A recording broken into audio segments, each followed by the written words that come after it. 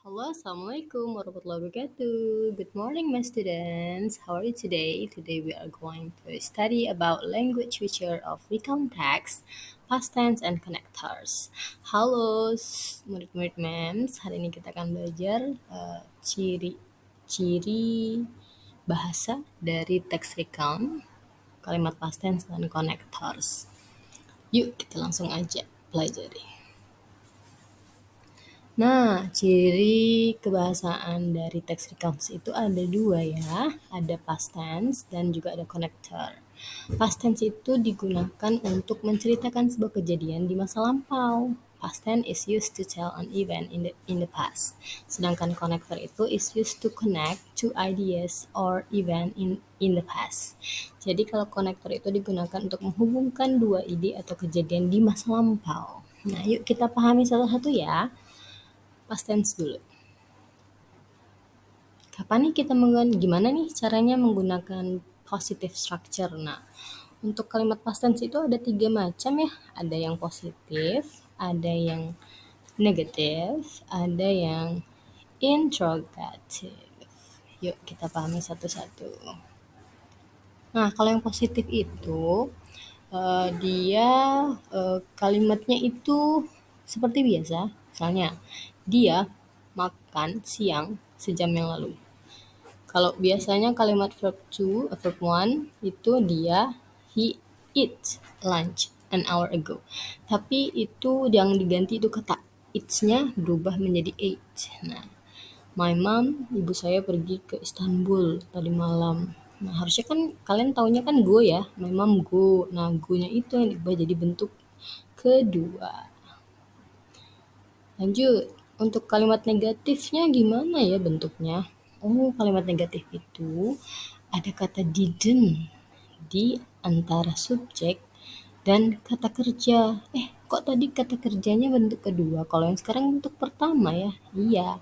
Jadi, karena bentuk kedua itu sudah diwakilkan oleh kata didn't. He didn't study math yesterday. Dia tidak belajar matematika kemarin.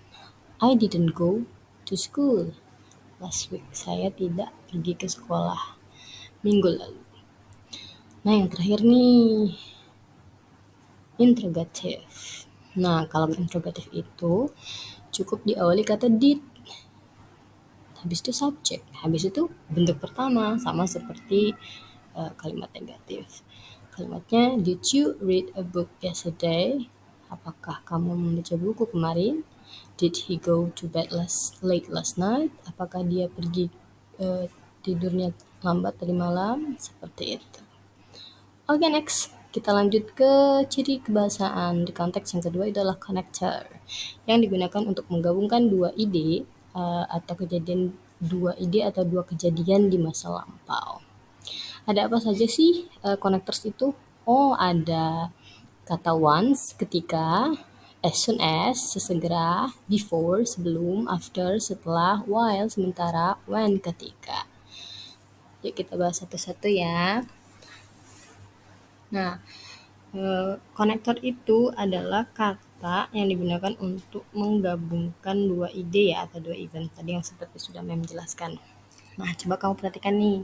Ada event 1, we finished swimming. Event 2, we took a shower. Nah, konektornya once. Jadi, setelah selesai mandi, kita biasanya langsung kan ya. Nah, jadi makanya once itu di depan posisinya ya. Posisi konektornya itu biasanya bisa di depan atau di tengah kalimat. Jadi kalau yang once ini biasanya di depan. Once we finished swimming, we took a shower. Ketika kami selesai berenang, kami mandi gitu. Oke, selanjutnya yang SNS, sesegera ya. We arrived in our room, we took a rest. Kami sampai di ruangan kami istirahat. Nah, jadi biasanya kalau kita sampai di kamar hotel tuh kita langsung istirahat kan ya. Makanya sesegera kami sampai di ruangan kami istirahat. As soon as we arrived in our room, we took a rest. Oh iya, as soon as-nya di depan, kita taruh di depan. Gitu. Lanjutnya, After itu arti setelah ya. We arrived at the beach. We went swimming. Nah, kita sampai di pantai, kami swimming. Jadi setelahnya itu apa? Apakah di tengah atau di depan? Coba di tengah. We arrived at the beach after we went swimming. Jadi kita sampai dulu kita baru nyampe di pantai tapi kita udah berenang. Jadi kan nggak masuk akal ya. Jadi afternya tuh di awal. After we arrived at the beach baru we went swimming. Seperti itu. Next, yang terakhir nih ada while and when. While itu artinya sementara and when itu ketika. Nah, untuk menggunakan kata while and when ini, konektor while and when ini itu untuk menjelaskan dua kejadian yang terjadi bersamaan di masa lampau. Jadi kita menggunakan dua tenses ya. Ada tensesnya itu past tense satu, ada yang past progress tense gitu. Jadi dia sedang terjadi, nih ada kegiatan yang sedang terjadi, terus kegiatan yang satunya itu selesai, seperti itu. Contohnya, while I was swimming a little further down, I saw green sea turtles. Jadi ketika saya berenang sedikit ke dalam kolam renang, saya melihat kura-kura berwarna hijau, kura-kura laut berwarna hijau. Jadi mana yang lebih dulu? Dia berenang dulu atau dia lihat dulu kejadiannya? Kejadiannya lihat kura-kuranya.